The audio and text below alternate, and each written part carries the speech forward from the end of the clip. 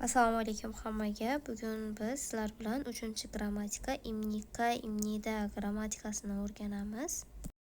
Bu grammatika iyeyo yeyoni rasmiy shakli hisoblanib, otlarga qo'shilib, gap oxirida keladi. Imnika so'roq shakli, imnida bo'lsa darak shakli hisoblanadi va bu grammatika qo'shilayotganda unli undosh tanlamaydi, ya'ni patchin bor bo'lsa ham, yo'q bo'lsa ham shunchaki qo'shiladi. Faqatgina so'roq darak shakliga qarab turib qo'shasizlar xolos.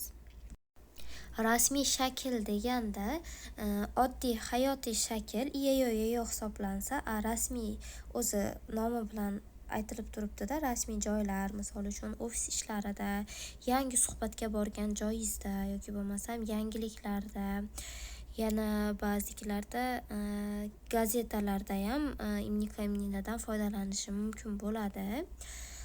Undan tashqari, asli O'zbekistonda o'rganilayotganda umrida birinchi marta ko'rgan odamga ham imnika imnida ishlatiladi deb aytishadi ustozlar, lekin Koreyada birinchi marta ko'rayotgan odamingizga shunchaki yeyo yeyo, ayo oyo grammatikalari bor, shularni qo'shib ishlatasiz xolos. Imnika imnida deb ishlatmaysiz. Umringizda birinchi marta ko'rayotgan odamga, koreyslarga buni ishlatsangiz o'ta anaqa rasmiy shakl deb hisoblab olishadi. O'shuning uchun. Xo'p, endi misollar bilan ko'rib chiqamiz. Steven Shinin miguk saram imnika, oxiri so'roq bo'lyapti-da. Babu bunda ham imnika desiz so'roqligini bildirib qo'yasiz. Ne, cho'nin miguk saram imnida. Nuqta. Steven Shinin haksin imnika. Yana savol beryapti-da. Ne, cho'nin haksin imnida. Xo'p, Steven bizda ism, miguk Amerika, saram odam. Endi imnika bo'lsa m degan tarjimaga ega bo'lsa bo'ladi. Misol, Amerika odamimisiz deyapti-da. Amerikalik odammi deb tarjima qilsangiz ham bo'ladi.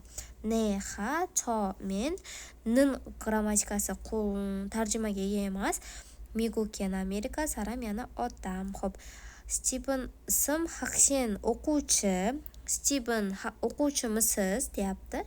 Ne, cho'nin haksiningda ha, to'xtalish beramizda. Man o'quvchiman. O'qiyotganingizda ham xuddi shunaqa o'qiysiz. Ne, cho'nin haksiningda.